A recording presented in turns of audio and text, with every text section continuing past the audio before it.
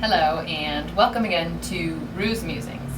Sorry to have missed you last week. I know you guys were just like, where's Rue's Musings? But I was visiting my family on the East Coast. My grandmother turned 88 years old, so we were there for a party.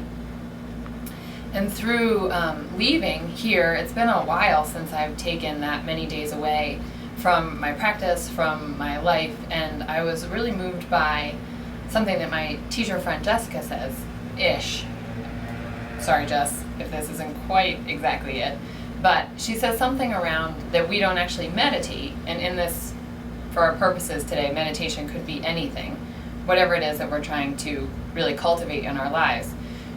She says we don't meditate, rather we create the conditions where meditation can arise.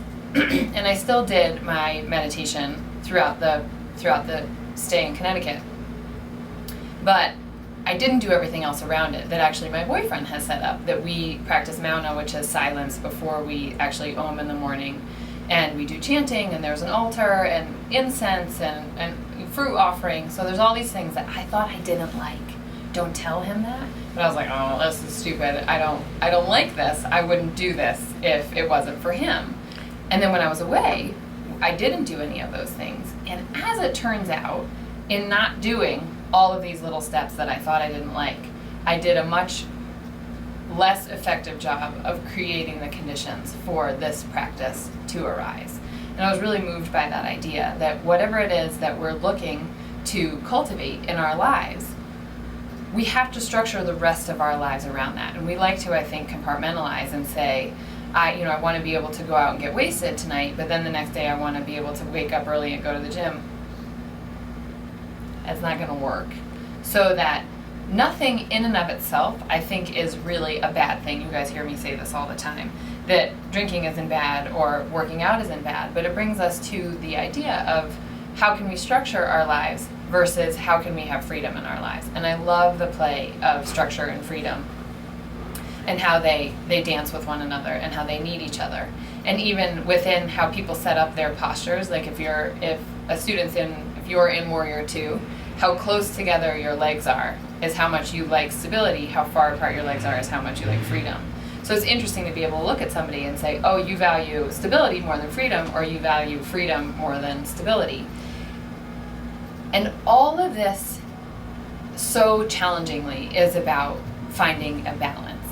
Meaning there's never one point where we're like, oh, I've done it, I've created my life perfectly in this moment, and it's like that forevermore.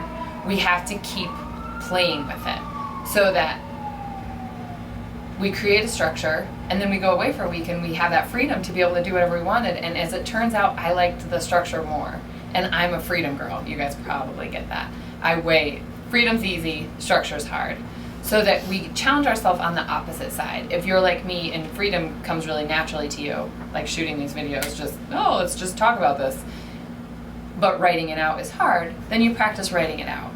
And if you have to write every single thing down, everything you do down, or everything you eat down, or whatever it is, then you practice saying, I'm gonna let this go today, I'm gonna see what it feels like. And it really, truly, I was moved by this too, is a practice. It's not a let me get this right forevermore. We try different things on. And you say, I'm going to try this for a little while. If you need more structure, you say, I'm going to try this for 2 weeks. If you don't, if you're too structured, you say, I'm just going to see how it goes and try it for a little while.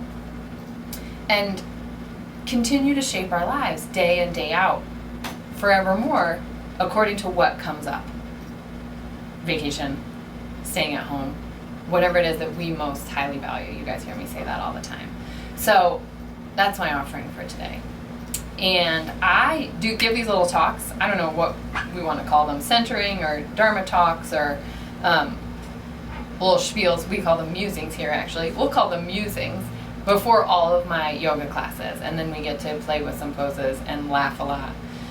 So if you want a little bit more, more than a taste of these weekly videos, I teach all the time. The website is playyogastudio.com, and all of your emailing phone numbers from the website will get you to me, and I'm happy to answer any questions you might have.